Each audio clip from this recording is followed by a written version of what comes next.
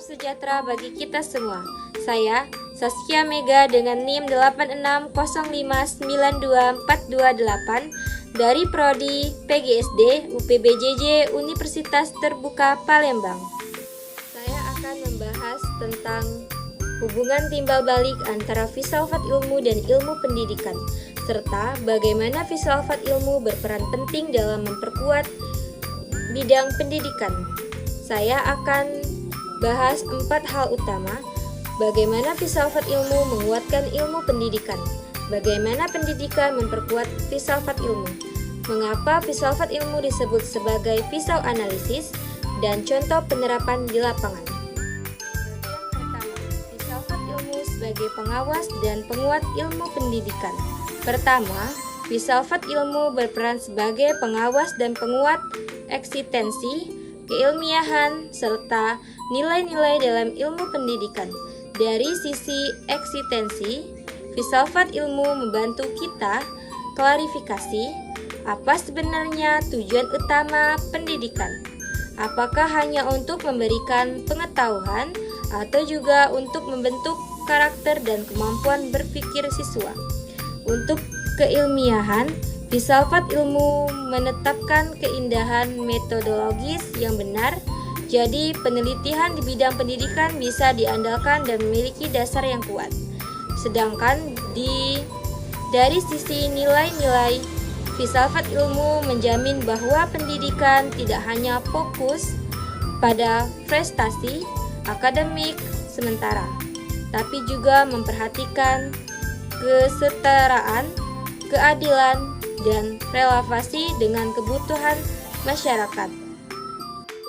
Bagian kedua, pendidikan bermakna memperkuat filsafat ilmu. Tidak cuma satu arah loh, pendidikan yang bermakna dan bernilai juga turut memperkuat perkembangan filsafat ilmu. Ketika pendidikan mengajarkan siswa untuk berpikir kritis, menyelesaikan masalah secara mandiri, mereka akan menghasilkan ide-ide baru yang bisa memperkaya pemikiran filsafat ilmu. Pengalaman praktik di lapangan pendidikan juga memberikan bukti empiris untuk menguji atau menyempurnakan paradigma filsafat ilmu yang sudah ada. Misalnya, cara siswa belajar yang berbeda-beda membuat kita berpikir ulang tentang bagaimana pengetahuan sebenarnya terbentuk. Sebagai pisau analisis. Selanjutnya, mengapa filsafat ilmu disebut sebagai pisau analisis dalam pendidikan? Karena ia membongkar persoalan pendidikan dari 3 sisi penting. Ontologi, menganalisis apa yang menjadi objek kajian pendidikan. Misalnya, apakah kita fokus pada perilaku siswa, potensi yang ada di dalamnya, atau interaksi mereka dengan teman sebangkunya. Epistemologi menjawab bagaimana pengetahuan pendidikan bisa diperoleh dan dijamin kebenarnya, apakah melalui observasi langsung, eksperimen, atau cara kita menginterpretasikan makna yang dibuat siswa. Aksiologi mengevaluasi nilai apa yang harus diutamakan.